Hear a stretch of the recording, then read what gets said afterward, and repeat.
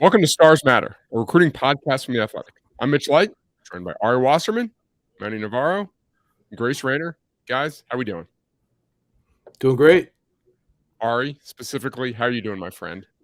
I'm doing fantastic, Mitch. Thank you. Okay, good. Grace, and how about you?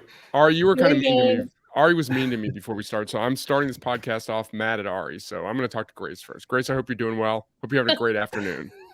I am having a great afternoon. Ari, you shouldn't be mean to Mitch.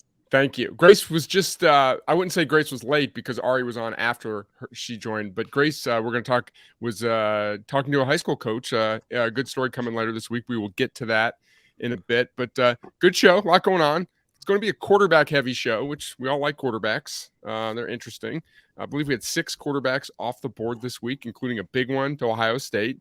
That quarterback did not sign with Clemson, and we're going to get in with Grace, who covered Clemson for a long time, about Clemson's, I think, pretty unique quarterback recruiting strategy. We're going to bounce around, look at some of the other notable commitments, a few mailbag questions, and, of course, trivia. But I guess the biggest news of the week, guys, was not a huge surprise, but Air Noland, I'd call him a fast-rising quarterback or a rising quarterback in the 2024 class, who recently got an Ohio State offer, went up to throw for the coaches there. I think all of you guys have either talked to him or written about him. Very personable kid. Gets to Ohio State. Ari, why don't you go first, because just kind of a good bounce back from, I'm not going to call Dylan Raiola a fiasco. There's no fiasco there, but just they had a number one quarterback and they lost him, and they rebounded and got a top 100 kid. You should tell people in Columbus that it wasn't a fiasco. Well, to them it was. I guess so. Yeah, no, I know what you mean though. It's like you sometimes just lose a player. Yeah, with Ohio State, they have continually signed top 100 quarterbacks. If it's not the receiver position, then the quarterback position is certainly the second best on that roster. And when they lost Dylan Raiola, it was tough because, he had been committed for such a long time, and it had to have impacted the way that they approached the 2023 cycle. And then when he left, there weren't that many players that were still left at the position that would meet the standard. And in 2024, they absolutely needed a quarterback they could build around, heading into the future. So from that standpoint, I think that's a huge get for Ohio State in the sense that they found somebody in the state of Georgia that ranks in the top 100 that they can, build their class around. So, the thing that's interesting really, and, we're talking to somebody who covers Miami too, and we're talking to somebody who covers Clemson, that this was kind of the same boat for both of those programs too. And it's like, I just understand that it's probably just a hard thing to beat when Ryan Day comes to you and says, hey, we need you. You're the future. Look at everything that we've done with the quarterbacks. And, I know they came in late. Huge get for Ohio State, but probably a tough pill to swallow for both Clemson and Miami. Yeah, Manny, I want to get to you because you had a pretty good idea that he was not picking Miami win on Friday. I think you sent me a note. He's like, I think Miami's going to get a quarterback commit from a 3-star quarterback from Georgia. So don't think they getting Air Noland. So before we get into Miami's commitment, who they got, have you saw him in a camp, right? Air Noland? Mm-hmm. What'd you think? 7-on-7. Yeah, I mean, I look, he left-hander, which to me is always kind of unique, right? I mean, you don't see too many of those kind of arms walking around. And he threw the ball with really good touch. I thought his accuracy is really his gift, like most left-handers. They're not, maybe overtly. I haven't seen too many left-handers that have just tremendous cannons for an arm. It's more about anticipation, being able to read a defense and make anticipatory throws, and he can do that. And and when I think the reason Air is kind of a special kid is because I think he has a lot of other great athletes that want to gravitate around him, which is what the best quarterbacks do. They're friendly with the best receivers, and they're friendly with the best running backs, and they have that sort of magnetism to them. And so I think certainly for Ohio State is a big win, especially after losing a talent like Dylan Raiola, and it just continues to show you that they're not going anywhere. That they've lost 2 years in a row to Michigan, but they're still one of the best programs in college football, and I don't think it's affecting them on the trail whatsoever. So Miami, Grace, we'll get to you in a minute because I do want to talk about the Clemson angle. But Miami gets Judd Anderson, a 3-star quarterback from Georgia. Talk a little about, Miami's, obviously they took a commitment this early from him.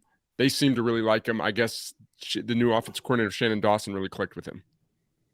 Yeah, it feels like a preemptive strike, right? Like I think Miami obviously was doing their homework to see if they were going to get Air, and they wanted to make sure that they didn't have sort of egg on their face. They just came out losers for Air Noland, and they did like Judd Anderson. I know that. I know that he's sort of a late offer. I think he didn't get his offer till early March. But he came in, and I know he met with Shannon Dawson, and it was really Shannon Dawson's guy after that. It's kind of, every quarterback coach in my mind kind of has a project guy that they like when they go through the recruiting process. Like, if I can't get this dude, this is who I want.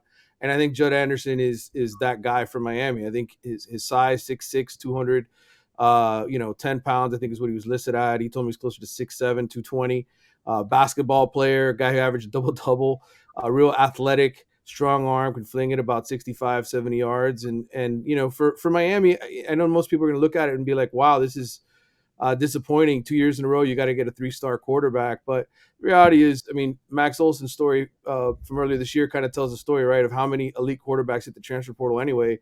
I think in the event that Miami's looking for a quarterback at the end of the 2023 season, I'm sure they'll be able to find one in the transfer portal and be fine, and they can keep Judd Anderson and Emory Williams, and the two guys they've taken these last 2 years under Mario Cristobal, and have them be sort of projects that grow up in the system.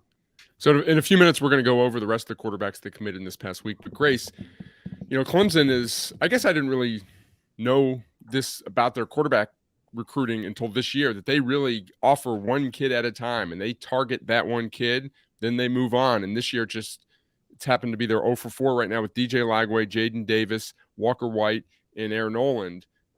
It's hard, and we were talking the other day, it's like, it's hard to criticize their quarterback recruiting. Just look what they've gotten in the top 100 kids pretty much every year.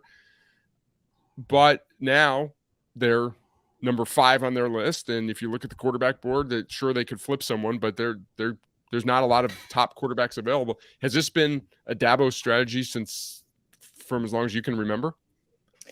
For as long as I can remember, yes, they've gone one at a time. And I think similar to Ohio State, Clemson makes quarterbacks come throw for them. So even Arch Manning did not get an offer until he grew at camp. But it's worked out with them because they've been sort of every other year, right? Like Trevor Lawrence was 18. DJU was 20. Klubnik was 22. And I think the difference this year is that Vizina is right behind Klubnik.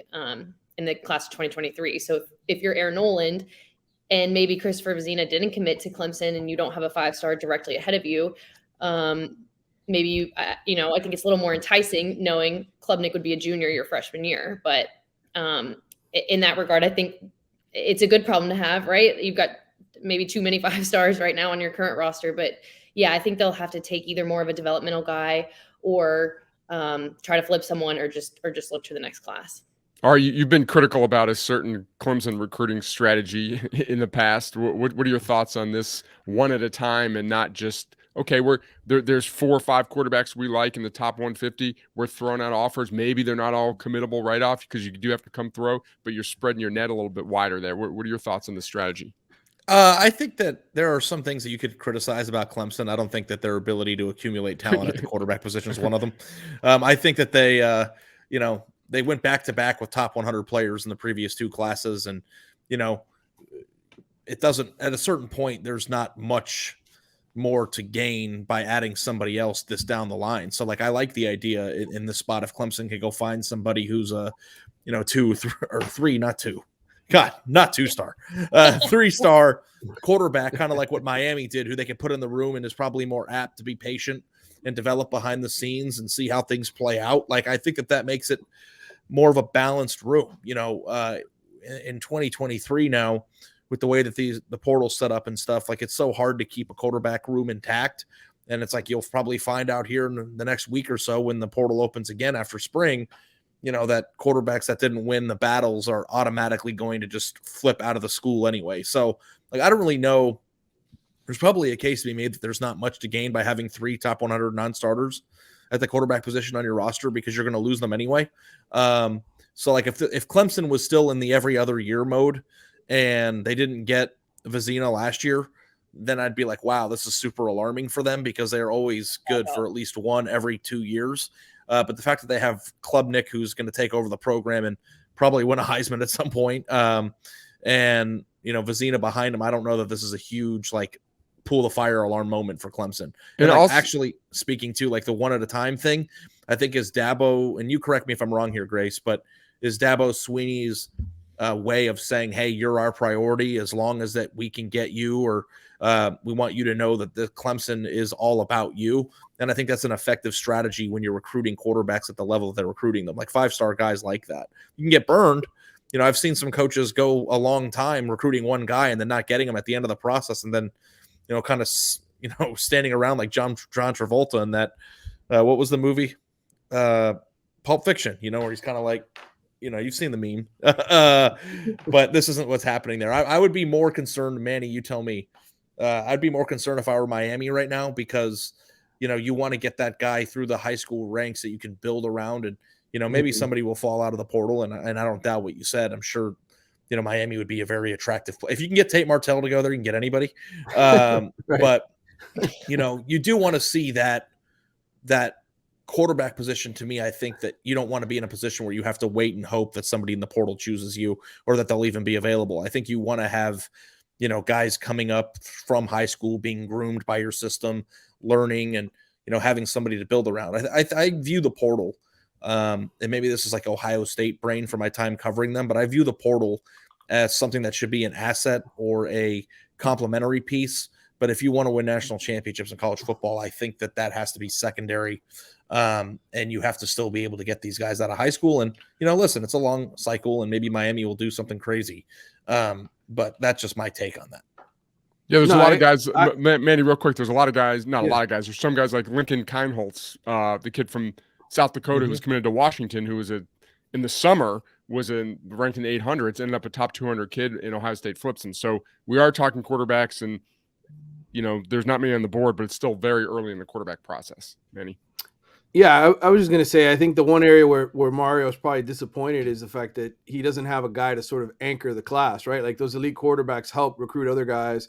And the problem with Jed Anderson is he's ranked in the thousands, and he's not a guy who's on the 7-on-7 circuit. Like I mentioned, he was part of his state semifinal basketball team this past season. So he's playing hoops. He's not really playing football in the springtime. He's working out, but he's not, you know, on some 7-17 that's traveling all over the country. So he's not building those relationships with the Jeremiah Smiths and JoJo Traders of the world that are the big time targets for Miami. So I think that's where the disappointment lies. I think for Miami fans is that you want that guy, that stud who's going to bring other guys with him. What about a trade? All right, you represent Ohio State, Manny. You're Miami. Samson Okunola for the rights to Air Noland. That'd be a pretty good trade. Who says no? That would be a great trade. Although I think Miami right now would probably prefer to take like a Brandon Inniss or a receiver at one of those 5-star receivers that they could spare at Ohio State. I think that's probably the way they'd go. They're fine with Tyler Van Dyke for now. Well, we have that might be a good segue, but the one last point I wanted to make about the quarterback situation too is that I went and added it up, Mitch, while you were talking, and there are only 2 quarterbacks that are left in the top 10 nationally that haven't issued a commitment yet, and that's Raiola, who, you know, correct me if I'm wrong here, but Miami's not going to be getting him, and Elijah Brown out of Mater Dei. So I think that you know, that's the hard part, but also too, like, Elite 11 hasn't happened yet. You know, the summer camp circuit hasn't happened yet. You know, rankings shift dramatically, and there will be guys that rank in the mid-20s or the, you know, low teens or whatever, and that will have great summers and jump up and, you know, be viewed differently. Like Lincoln Kienholz is the example that you used, Mitch. What was he at this time last year? 800. Was he somewhere in the 800 or something like that? So, like, you know, I think that we have to also recognize that, you know, these guys are still like kind of going through puberty right now. And like when they kind of grow, like, I mean, they're juniors, you know, going into their senior years. Like, this is kind of like the time where they start their growth spurts and really start to develop. And, you know, at the quarterback position, there are late bloomers that can turn out to be very, very good. You know what would be a good study, though, Mitch? And you can go look all this up and then give me all the credit. Okay.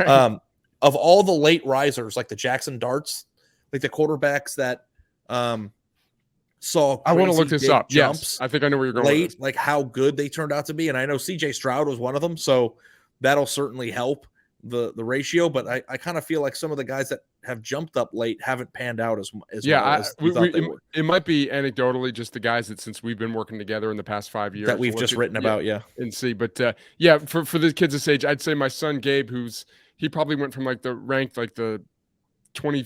If you're ranking high school baseball players, like 21,022, after his junior year, and by the time he grew 4 inches his senior year, he was maybe like in the 13,000s if we were ranking high school players. So yes, guys do make big jumps. Was there. his puberty jump like his junior year of he grew like high school? He grew like 4 inches between his junior and senior year. Yeah. So yeah. He was voted in big high school. He was voted most changed from freshman year to senior year. So What, like physically? Yes. Well, they vote on that? Yeah. Well, just most changed person, like personality and everything. Oh, he was just a little kid when he was a freshman, and so enough on Gabe. Okay. So yeah. Which male develops their body the best? Gabe won. Yeah. Puberty champ. They just call it that. Yeah. Puberty champ. Yeah, he's currently. I would have finished last in that one, guys. I'll tell you. I'll be honest with you. So to piggyback what Ari just said, there are currently 25 blue chippers in the 24/7 composite, which that will change. But there's 19 are committed. And Grace, I was going to say also to that point, Grace did, and I assume you're going to do it again this fall because it was popular and you did a great job with it. You kind of every Sunday you talked to a bunch of high school coaches and you updated the top 10 quarterbacks in the 247 composite and how their seasons progressed, their senior season. And from the time you started to the time you ended, like the rankings every week would switch, and not every week, they'd switch. And some guys who were in the top 100 when your top 10 quarterbacks moved in and out. So again, we've got the camp season coming up. We've got senior seasons coming up. So the fact that there's 25 blue chippers right now, there might be more, might be less, and the quarterbacks will change. Yeah. That happened to us a lot last year, right? Like Ricky Collins sort of come in and out. JJ Cole. JJ Cole was a top 100 kid. I think ended up outside the top 100. So, okay, here are the quarterbacks from the week. Air Noland, we talked about him. KJ Jackson, Arkansas keeping the KJ theme at quarterback. 4-star, number 391 from Montgomery to Arkansas.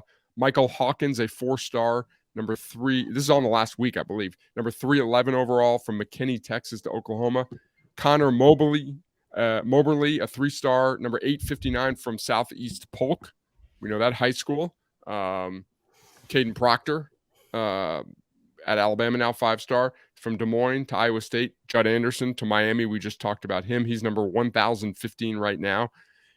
Ari might be hopefully writing about this guy in the near future. Haas Hejny, if I pronounce that right, or House, it's Huss from Aledo, Texas, former Duke commit. I just flipped to TCU. There's some family connections at TCU. Deuce Adams, 3-star from New Braunfels, Texas, number 831. And someone, I got to Google him real quick. I did not write down where he committed. I can't remember. That's good prep work, right? Are you proud of me? What was the kid's name you just lost? Louisville. Deuce Adams going to Louisville from Texas there. And Manny, should Florida State fans be concerned? Florida State commit. I'm on board. I'm a big fan. After your story, Luke Kromenhoek visited Penn State. In your story, you specifically mentioned that Penn State was one of the schools that was still on him. Yeah, I mean, the conversation Luke and I had about Penn State was, you kind of have to have a plan B, right? In case there's coaching changes or Florida State decides we're going to get this big transfer, right? Starting Saturday, some other big transfer is going to come into Florida State in the next few months. I think for him, it's a plan B. It's just go check out the school again, keep a good relationship with James Franklin and those coaches, and have a plan B. That's it. Yeah, and lost my train of thought. So to that point, that the offensive coordinator who first offered him is now not even gone. He's on a second school. Kenny Dillingham went to Oregon, is now the head coach at Arizona State. So that's a smart move. Any kids, you got to have a backup plan. So I want to ask this for the group. Now we're in an era now where it's notable when a school takes more than one commit at quarterback. Right. It's very rare. What are your thoughts on that actually trending the other way? Schools wanting more kids in the class, knowing that they'll lose one, and protecting yourself more. And kind of what Ari mentioned early. Yeah, the portal's great, but ask a coach, give him truth serum. He'd rather develop his own guys. I think there's an argument to be made. Hey, if we can get the right kids on board, maybe one 4-star, one developmental kid, let's bring 2 kids in the class, and then it can sort itself out. So you're not left in a situation where you've got 2 scholarship kids for a fall. And I think it makes sense too, because why would they even care about the competition when they know there's a escape valve? So, I think we wrote a few years ago, right when the portal was starting, that, teams will be more able to do what Clemson just got done doing, which is signing top 100 quarterbacks in back-to-back classes. 5-star quarterbacks back to back. I think Georgia's done it. I think Alabama's also done it. It's like, why wouldn't you, if you were a quarterback, just go to the best possible place and see how you stack up? And if you don't, then you can transfer and play immediately at whatever middle tier Power 5 school you want. So, I don't know if that's going to be a thought process of like, hey, we're going to try to get 2 in every class or whatever. But I think that if that were the route, that it would be more attainable than it might have been 2 or 3 years ago. Yeah, Grace, you're a recruiting coordinator. Do you want multiple quarterbacks in your class? I do. I mean, I am trying to stockpile as much talent as possible. I think Alabama's is a little unique because Lonergan's also going to play baseball. So them signing Holstein and Lonergan, obviously they have to share him. But yes, I would make my guys make them go to the portal. Yeah. I mean, I always thought that if I were an NFL GM, and I know it's a different sport, but I would draft a quarterback in the first round of every single draft until I hit the one that's going to be my franchise guy for 10 years. You might be out of a job by the time you hit, though.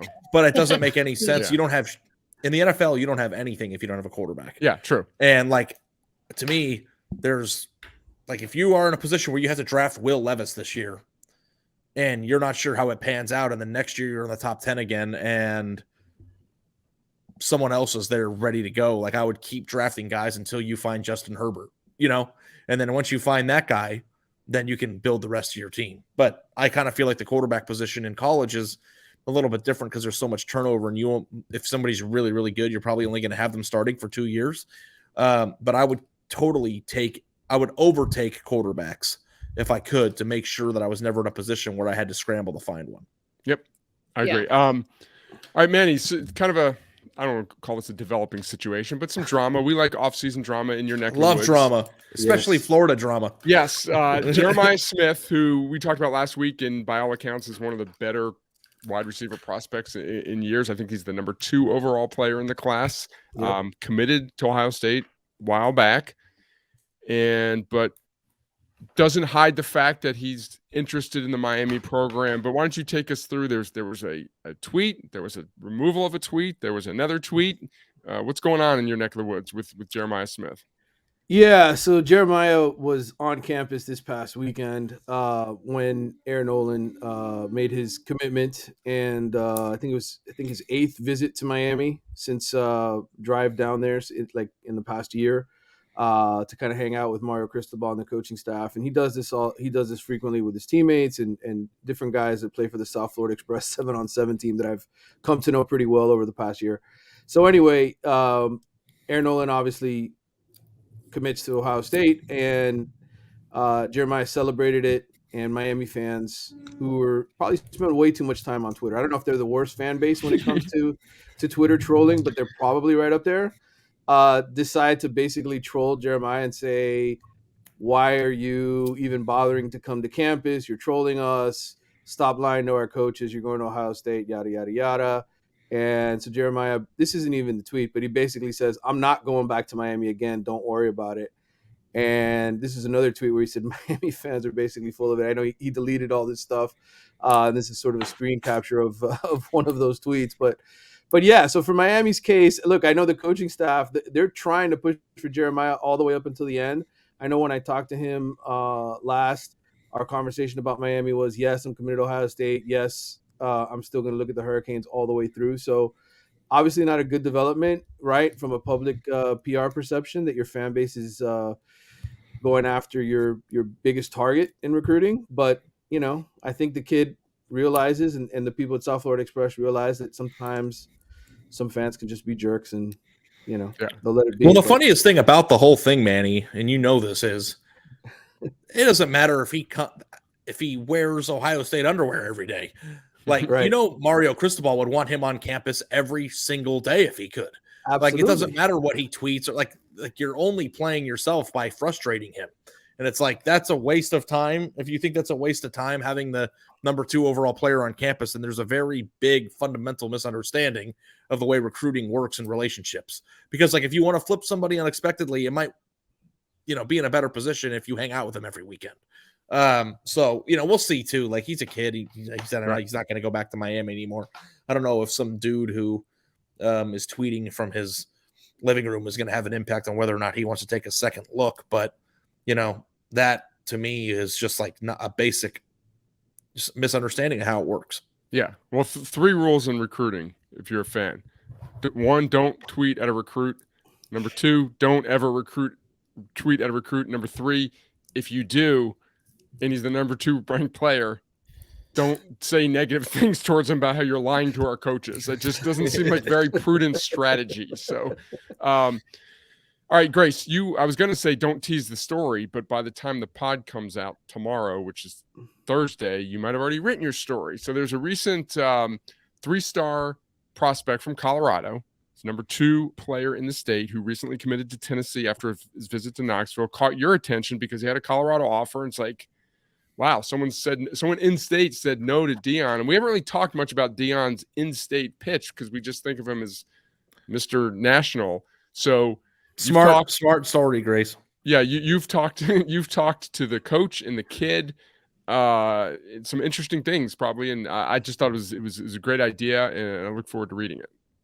Oh, thanks. Your ideas are rubbing off on me. But yeah, I think that was what was most interesting to me too, is because like you said, Mitch, like I still don't know that I have a great grasp on Deion's in-state pitch because he's just gone so national, but we know he has to have one.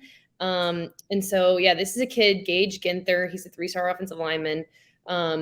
He said that Colorado straight up told him, you are number 1 on our board. His high school coach told me 15 minutes ago that as of a month ago, Colorado was going to be the pick. And then he visited Tennessee a few weeks ago and had a really productive visit there and just really liked Tennessee and committed there after his April 1st visit. But I think it's fascinating because on the one hand, you've got Deion, getting Travis Hunter, he's flipping Dylan Edwards, but he's unable to get the 3-star in his backyard. I just think that whole dynamic is interesting. So I'll be curious to see kind of what sort of inroads he makes. But the high school coach said Colorado did a great job. They called this week and said, what did we do wrong? He said, you didn't do anything wrong. Tennessee's in the SEC. That's what you did wrong. Right. In the SEC. Yeah. So I just think it's a fascinating dynamic. When you talk to high school coaches, it seems like Colorado and their staff are certainly doing their homework, but usually it's not the 3-star in your backyard that gets away. Yeah, just interesting. And did you get the impression? I mean, it's a long way to go before signing day. I wonder if this is, they stay after him and what I didn't even look. Who's the number 1 kid in Colorado? I need to look that up. Colorado. Yeah. Let me see. I've got it. Because it's not. Ari, Manny, you guys you've been doing this a while. It's in the low end. And Manny, you just did all the research. Colorado's probably the low end of P5s. Grace said something in my other screen here while you guys talk. Yeah. Trusty Manny spreadsheet time. For a state with a major city, too. Obviously, Wyoming, Montana, those. But, Denver is a very big city, and they still don't produce a lot of power P5 guys. Because they're all hiking. Yeah, all. So they have strong legs. Oh, 2 of 3 top players in Colorado are headed to Kansas State in this class. That's interesting. Yeah. It's tied with New York for Power 5 signees, which is 20. I got him tied for 27th with 75 signees over the last 6 cycles. So that tells you what it's comparable to. Just ahead of Hawaii. Okay. So. And there's not a lot also of too. Go ahead, Ari. Yeah. Oh, sorry, but like the number 1 player in the state of Colorado in the 2024 cycle ranks number 734 overall.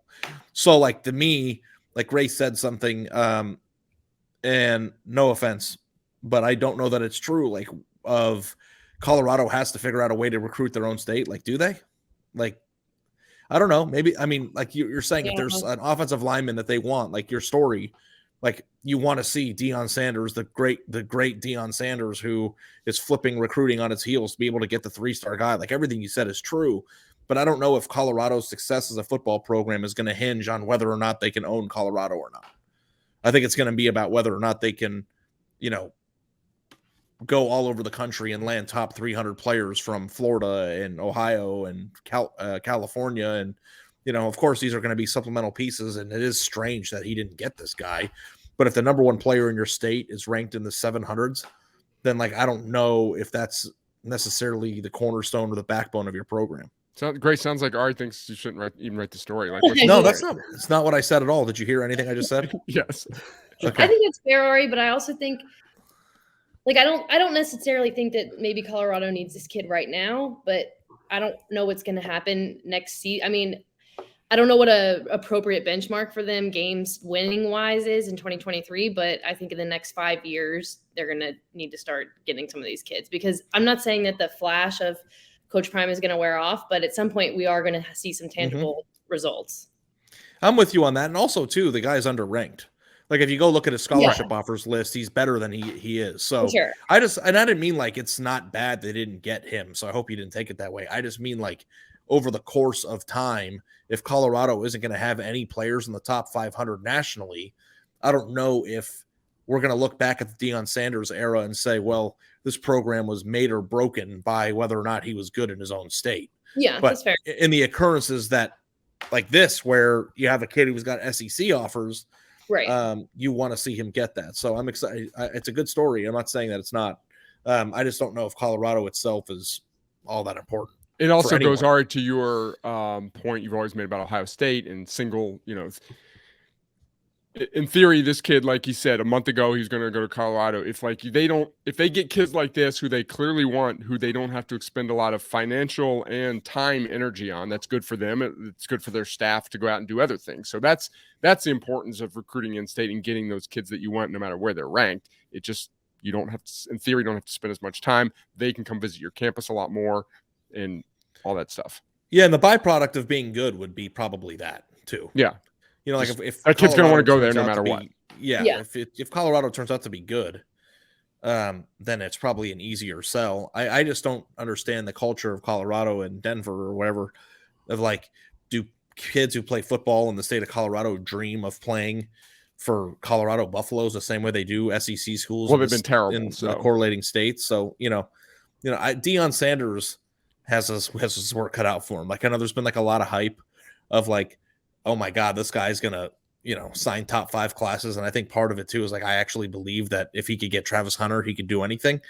But I don't necessarily think we've appreciated enough, like how far the road is for Colorado to actually to even become USC, let alone a team that can win a national championship right now. Another thing too about the geography of Boulder, it's not really close to anything. Like New York, if you're going to compare states, like it's near Pennsylvania, it's near Philadelphia, it's near the DMV, it's not far from, Pittsburgh, all that stuff. So it's like there's really not a great, other than Denver, there's not a lot of big cities close. California is a quick plane ride, but it's still a plane ride. So that's also a really good story idea too, of like which states or which programs have the best secondary markets. Because it's like everybody is like, okay, well, you have Houston, like if you're in the Houston, but like what is their secondary market? I guess it would be Dallas, right? Programs that are close enough to major cities that aren't in their states that they wouldn't necessarily prioritize as if it's a home state, but also benefit greatly from being within a 3 or 4 hour driving distance of Georgia, Tennessee, Atlanta recruits Georgia. Yeah. Atlanta for everyone, but Tennessee. But Atlanta wouldn't be Georgia's secondary market. I meant for primary. Tennessee. Atlanta for Tennessee. Look at Tennessee's 98 championship team. Those great Phil Fulmer. They had tons of kids from Atlanta on that. And we did this, Manny, before. It might have been on when it was one of our first podcasts we did. I think Dan Wetzel was our guest. We had a geography question where, Ari, do you remember the specifics? It was which P5 team is the most isolated? And Colorado was number 1, but I think Miami might have been number 2. Like it was the furthest from another. Geographically furthest away from another Power 5 school. Yeah, right? So Colorado was number 1, and I think Miami, whatever miles it is from Gainesville, was number 2 as far as. And now that's changed with UCF being 2 hours closer. So yeah. Well, what's the closest college or Power 5 program to Boulder? Is it Arizona State or is it Utah? I think it was Utah. I think Salt Lake City was the closest to Boulder. I did because it's been over a year since. Because the Kansas schools are clear on the other side of Kansas, and if you've ever driven from Topeka to Denver, that's yes, they're in the eastern. That's some nightmare fuel right there. Yeah, yeah. So so Friday night, it kind of came out of nowhere. Audrey Snyder, our Penn State writer kind of got tipped off. She's like, I think Penn State might be getting a pretty good commitment tonight. And she was right. Quentin Martin, the #1 recruit in the state, an athlete, borderline top 100. I think he's like literally 2 spots. I mean, borderline top a 5-star. I think he's 2 spots away from being a 5-star. He's an athlete. They're recruiting him as a running back. All right, quietly, Penn State doing a better job in state. And here's another, before I'll let you guys take the floor here. This floored me because one of the uncommitted blue chip quarterbacks is Samaj Jones from Philly. Penn State has not signed an in-state blue chip quarterback since 2010. That's an interesting stat. Yeah, because isn't Penn State very much they're very much in the picture with the quarterback at Mater Dei, aren't they? What's his name? Elijah Brown. He's yeah. He's number 7, the number 7 quarterback. There's the number 7 overall. Yeah. And I think that he's recently visited. Was Michael Van Buren is the one that Michael Van Buren too from Baltimore. That was the happy birthday video too. So they're in Baltimore. Talk about secondary market. Sorry, Baltimore for Philadelphia. I mean for Penn State is one too. So that's all Penn State has is secondary markets. They have like 5 secondary markets. Like if you go look at Penn State historically, they've been up and down in Philadelphia. Like they haven't. I mean, and Philly's kind of far from Penn State, isn't it? Like 3 or 4 hours away. Yeah, I mean you're Mr. Big Ten. I'm Mr. Miscalculate how far drives are. All I know is I went to when I was looking at colleges, went to go visit Bucknell, which is sort of near State College, I believe, and I was so in the middle of nowhere. Remember talking to one on the trip, like, yeah, if you know an upperclassman, they can maybe drive you into town to go to Wendy's. So I was like, I don't think I'll be going to Wendy's. school here. Yeah. Hey, Mitch, to your point about Penn State not signing you said a blue chip quarterback since 2010 in state, yeah, in state, right, from in state. So it was Paul Jones, by the way. Okay, I did a little bit of research just because I wanted to, the whole quarterback thing at Miami, them getting a commitment. I looked at the top 30 quarterbacks in terms of quarterback rating for last season. Only 7 of the 30 signed with in-state programs. So I don't know if it's just a thing with quarterbacks that they go out of state now, and it'd probably be a fascinating study to see how many are actually signing with their own in-state programs. But we talked about quarterbacks a lot. I thought I'd share that. Yeah, no doubt. In 2016, I think I did a series for the Plain Dealer in Cleveland called QB Quest, where I went and added up the top 100 quarterbacks over a 4-year period. Did you do this research yourself? I did. Yeah, it was awful. Was it accurate? I didn't have a secretary like you to help me with it at the time. So probably wrong. Probably based on just. No, it was actually what I did is I went to Google Maps and I typed in the city the high school was in and did Google Maps to how far or how many miles it was to campus. And what we found, going on 8 years now ago, was that quarterbacks traveled less distance to their eventual places than other positions did. And now I'm wondering if that has flipped, because it almost seems like quarterbacks are more willing to leave more so now than ever in history. And like we were wondering about like what the psychology of that was. Like, do quarterbacks tend to want to play more because they're the face of, or play close to home more because they're the face of programs? And there's like this it's like this DNA that they have that wants to, stand up for, their home and be the face of that program. Like what is it about a quarterback that is different from other positions about wanting to travel less distance? Because like linebacker we did, I think was. Do you think the sample size 30, was big enough? It was a pretty big sample size. It took me like 2 weeks to add it all up. Okay. But I didn't add up every position. I just added up like linebacker, offensive line, and quarterback and receiver, I think. And all of those are like 30% further on average.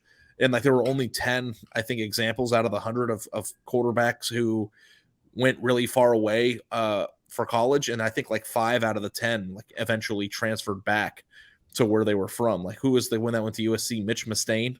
Was he from Arkansas? Yes. And then he went to USC, and then he flew back and transferred back to Arkansas. There used to be a draw to blue chip players and elite level quarterbacks wanting to play close to home, and I don't know if that's the case anymore. Well, Bryce Young going across country, CJ, Stroud. So yeah, like I can go look this up, but it would be cool if Manny and you did all the research and then I wrote it, that would be great. Yeah. Well, you were a big in-state signee, Ari. Grace, you were too. Manny, I mean, you guys all, It was because it was cheaper. okay. Exactly. Yeah.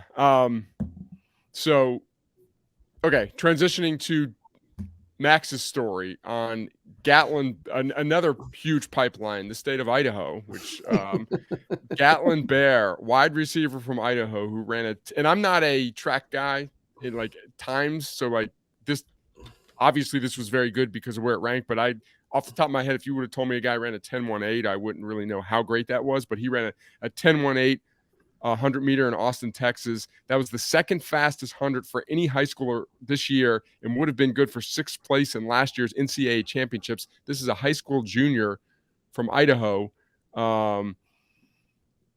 Max wrote this too. To put that time in perspective, Tyreek Hill's personal best in high school was 10.19. So this was 10.18 better. The thing about a lot of programs after him, the thing about him is he's going on a 2-year Mormon mission. But I think there was a quote in there from a coach like, I don't care if you're that fast, I'll wait for you. But that's just, first of all, it's fascinating the kids from Idaho. And then second, that is some serious speed right there. Yes. Idaho, by the way, only 5 fewer Power 5 signees than the state of West Virginia. And Ari did mention last week we had a whole bunch of people from West Virginia at his house, right? Yeah. So there you go. Yeah. So interesting to see where he ends up. But good story there. Good find from Max. And there's just goes to show, I mean, that's what you guys do. That's why we've made our recruiting staff more robust. There's so many good stories out there about kids like that. And, he's probably late on the national scene there, but be interesting to see where he ends up. All right. So we've got time for this. We're going to add a segment. We're not going to do it every week. We're going to call it this. We did not spend much time on branding the subject, but we're calling it Blast from the Past. When I realized this, I realized that Grace, what year were you born? 93. Okay. Oh, no, you were 15. You remember all these That's people. Bizarre. Yeah. It's like truly bizarre. Well, I graduated college in 93. I will say I did not grow up on college football, so I'm not gonna know any of these probably. Okay, well, this isn't trivia. This is just the top 10 Cool. players. I'm just getting ahead of myself for the inevitable downfall I'm about to have on this pod. Grace, a little confidence, please. You can do it. You can do it. So 2008, the top 10 players in the 247 composite. Actually, it's in the composite. It was before 2000. It's before 247 started, but top 10 players. And just Manny, you'll more of, like I said last week, more of my age. You'll appreciate this. But Daquan Bowers, number 1 player, is he passed away, correct? Oh gosh, I'm not even sure. A former Clemson 5-star passed away, and well, I probably should have done that research beforehand. But Ari, there's ties, all you guys. Well, I think he's the defensive line coach at USF, isn't he? Then he did not pass away. I think he is. Bizarre thing that I don't know if he's still. I feel bad. There was a former Clemson defensive lineman who passed away recently. Daquan Bowers is an American football coach and former professional gridiron who eventually became the defensive line coach. Good. With South Florida. Okay, good. He's still there, but he was there under Jeff Scott. I know that. Okay, good. Well, Terrell Pryor, number 2. Were you covering Ohio State yet, Ari? No. Okay. That was the year before I got there. Okay. Gaines Adams passed away. Thanks, Mike Zimmerman, former Clemson defensive lineman. Yes. Okay. Julio Jones, number 3. Wide receiver from Foley, Alabama, if I remember correctly. Oh, speaking of Colorado, a rare 5-star Colorado signee from California, Darryl Scott. I think he's one of 3 before this year, one of 3 5-stars in Colorado history. Number 5, Will Hall, safety from New Jersey to Florida. Number 6, Patrick Peterson, cornerback from Florida to LSU. Covered him. Good wide receiver class. AJ Green was number 7, wide receiver from South Carolina to Georgia. Grace, we all know that kid's not getting out of South Carolina if Shane Beamer has anything to do with it now, right? AJ Green? Yeah. I mean, I don't know. I think Shane Beamer is maybe possibly looking at sweeping the top 3 players in state for the first time in like 6 years. Yes. And Mike, with another correction for me, Will Hill, not Will Hall. Thank you, Mike. Manny, I'm sure you remember this guy. Number 8 from Kansas. Do you know who it is? Arthur Brown, linebacker. Yes, linebacker from ended up at Kansas State, right? Went to Tennessee, then Kansas State, I believe. Yeah, he had a couple different schools on the way Yeah. out the door before the transfer portal. And But, Bryce Brown. Was Bryce Brown his brother? Yes. Yes. We actually ended up playing the NFL. And then 2 guys went to Oklahoma. Jeremy Calhoun, running back from Texas, and RJ Washington, defensive end from Texas there. So occasionally we're going to look back to some lists from the past, top quarterbacks, top overall players. So Did you say that was 247s? well, it was if you go to 247, the composite, like 247 did not have its own sign, didn't exist till 2010. So it's the composite that they put together from 2008. Because like the 2008 recruiting class was the Brew Crew class. Yeah, you're going to write about Ohio it. State, and they had like 4 top 15 players there. So I thought like Mike Adams and Michael Brewsters were also top 10 national players, and DeVere Posey was a 5-star receiver too. So I thought there were more top 10. Maybe it was a rivals list, or Yeah, it might have been a rivals list. Yeah. There was a couple good questions in Ari's mailbag. I'm going to touch on this real quickly because we've talked a lot of geography. Basically, the point was Matt Rule going back into Texas, kind of where Nebraska has recruited historically very well, especially when they're in the Big 12. Do they need to play Texas teams if they're going to do that? And like Ari made a good point. I agree with what he said. It's like nowadays every game's on TV, or the rare games that aren't, they're streaming. And like, does it really make a difference if Nebraska every other year plays at Texas Tech or TCU? So like, what do you guys think? I think geography, it's just, especially if you're not recruiting in state with everything on TV now, it just doesn't make that much. You don't need to be playing games in the state to recruit there, is my point. I agree. I think the biggest thing for Nebraska is have a winning season, right? I mean, when was the last time they did that? I think that'll help them get into Texas, and I think being in the Big Ten and being an important factor in the Big Ten with their new TV contract and everything else. I think that's the most important thing, is just start winning some games. Yeah, I think that if distance is a factor enough to help make a decision, that the distance will play a factor in like, how can I watch them play 8 times a year, not once every 2 years? Right. Like to me, it's like if you play a road game in a foreign or for faraway state once every 2 years, like that's not going to be enough to make a decision. And if that's important enough for them to think that, then they'll just want them to play closer to home anyway. So yeah, like Manny said, just go win some games and become relevant, and then people might want to play there more. This was a very important question that Ari answered. Ari, who would you rather fight? 20 duck-sized Nick Sabans or 1 Nick Saban-sized duck?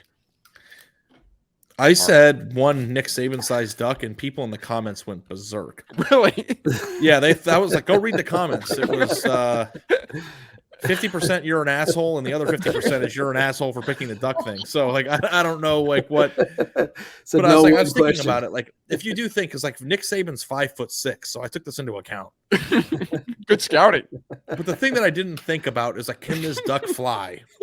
And if this duck can fly, the beak on this thing is going to be huge, right? So like, if Nick Saban-sized duck flew up into the air and like charged me with his beak, I would be done. Now, the other thing too is, I thought I could get it in a headlock and just like maul it because I'd be bigger than a 5'6" duck. But this beak could be a problem for me. That said,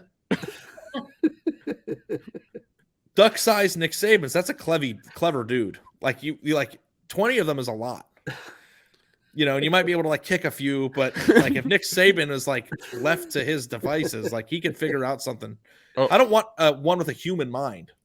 Yeah, Ari, do our new podcast hosts know which animal I'm just so afraid of that used to send me videos of people getting chased by this animal? Mitch has this irrational fear because he loves It's not hiking. irrational.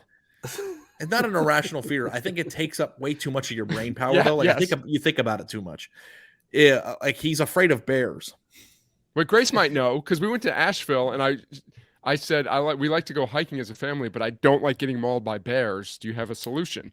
And I think you gave me a place to hike, a bearless hike, and we went on a hike and I did not get mauled by a bear. It's like there's certain places in Western North Carolina where like 100% there's going to be bears. Like, thank you. Grandfather Mountain, I like it, but you tread with caution. And then there's others that, you go, I'm with Mitch. Like, if you're on a hike and you encounter a bear, you were totally screwed. Like there's just Yeah. absolutely nothing. These are some old statistics, but like if we could go around the room here, let's just guess. Manny, how many bear attacks do you think there are in the continental United States on an annual basis? Oof. 4 million. I would say probably 50 a year. Okay, Grace. Oh my gosh, somewhere between 50 and 4 million.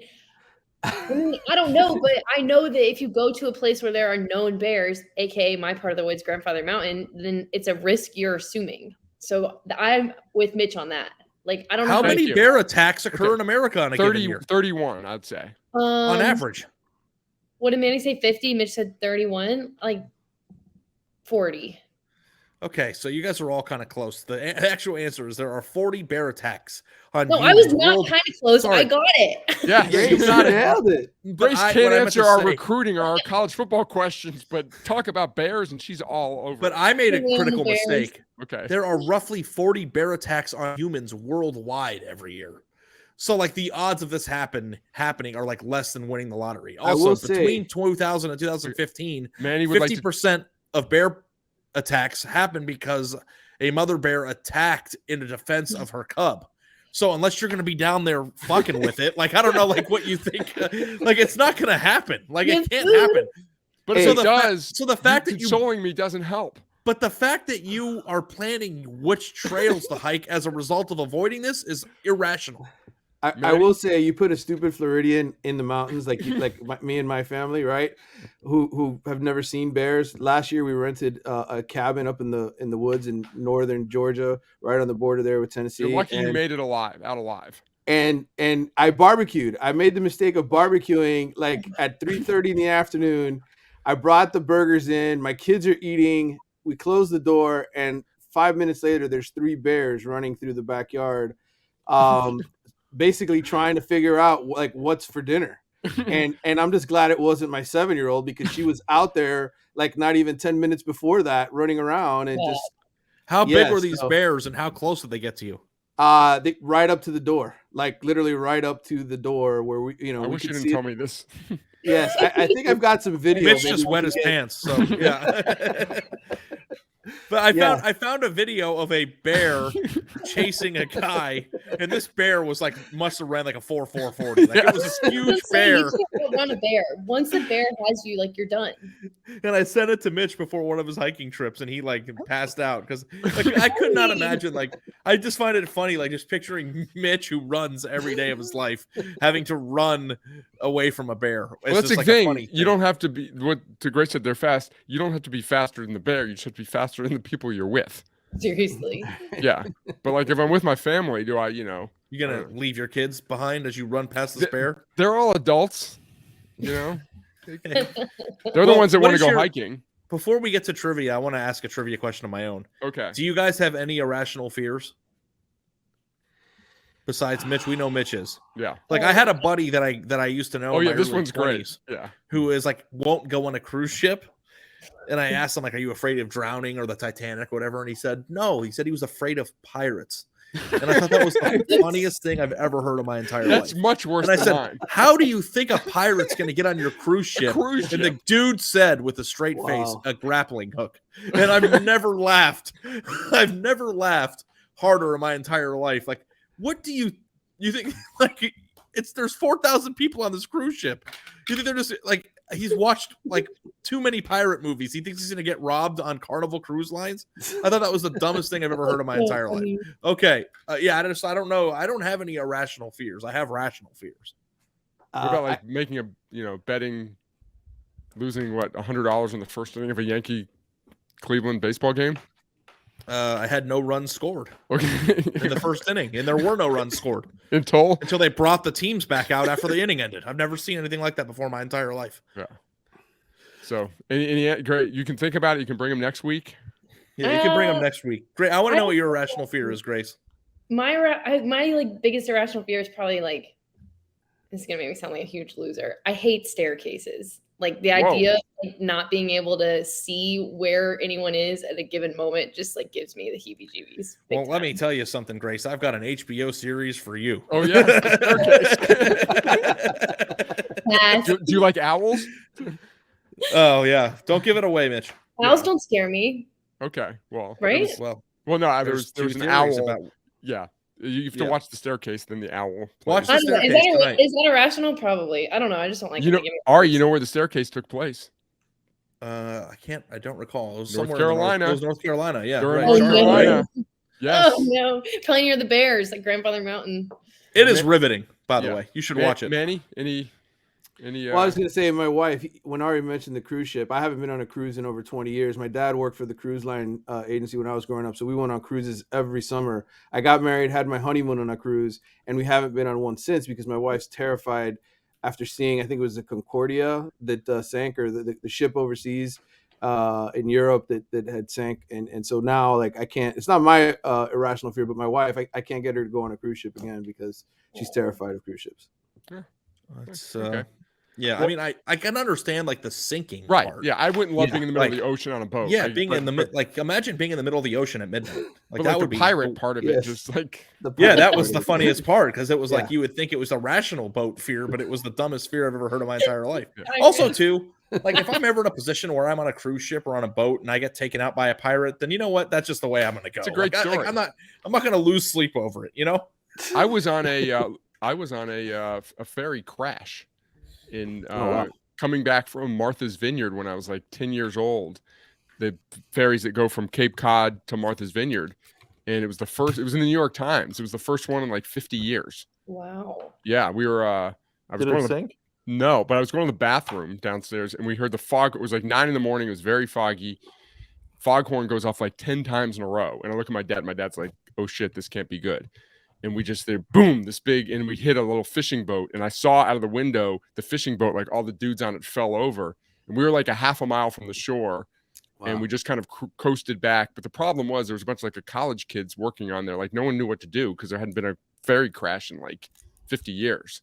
So that was a cool story when I got back to school. Like in And now third you grade. work for the company that is owned by the New York Times. Life Yeah, comes at you fast. Exactly. So before we go to trivia, I wanted to just Ari was talking about the comment section and this duck thing. Like I went to go look at mailbag questions. Ari, like you can't win, man. Like someone was in there. You have been all over Michigan, like in a positive way in the past 3 or 4 months, like written stories about them. Your mailbag this week was about how Ohio State's like going to win 2 games this year. I'm exaggerating a little bit. But then there's a Michigan fan there's like, how come we didn't get a story after Jaden Davis commitment? Like our Michigan Beat writer did it. Right. We had like 2 stories the minute he committed. And like there was a Jake Merklinger story, went to Tennessee. Like I used to get really wound up, but if you've noticed, like I don't Yeah. even listen. I was just like, if people- you're not on board by now, there's no saving you. So I'm the first to jump on do Ari. people get but- mad at Grace for being a Clemson homer? I don't know. Do they, Grace? The comments scare me. I don't really go there that often. Okay. Yeah, you should stay away from Yeah, staircases I in don't my know, you comment should- section. Yeah, no, I don't know. Grace is too nice to get mad at. So, Yeah. all right, ready for a little trivia. I mean, the truth is I do carry myself in a very passionately opinionated way, so I kind of open it up to myself. But I thought that was very unfair. Like you should go in there and be like, "I'm his editor, and you're an asshole." Will you do that for me? Not very good for customer relations. I can rip on him on a podcast, but like, Yeah. We had whatever. Okay. There's certain people that I wish I could just like cancel myself, and then I'll just pay their fee to the company. I'll just reimburse it myself. Okay. Only 6 states have produced a 5-star prospect in the last 3 cycles. Oof. I should have prefaced it by Wait, say that again. How many states have? But only 6 states have produced a 5-star prospect in the last 3 cycles, not including 24, because that Seriously? So 20, Like every Yeah. single one of the 21, last 22, 23. Only 6 states have produced at least 1 5-star in all 3. Okay. Oh, no, and all three. 3. I thought Yeah. you meant like Okay. total. No, I was like, no. that's a crazy stat. Yeah, I should have asked you how many. Okay. Yari, you are would we have said gonna- what, 6? Nari would have said like 53. Yeah. Can you guys name them? Georgia, Florida, Yes. Texas. Yes. California. Yes. Those are There's, the 4 easy ones. there's always going to be the ones at the end that are weird. So I was waiting for you guys to get the easy ones out of the way. Alabama. Yes. Alabama. Ooh. And Louisiana. Not Louisiana. Idaho. Yes.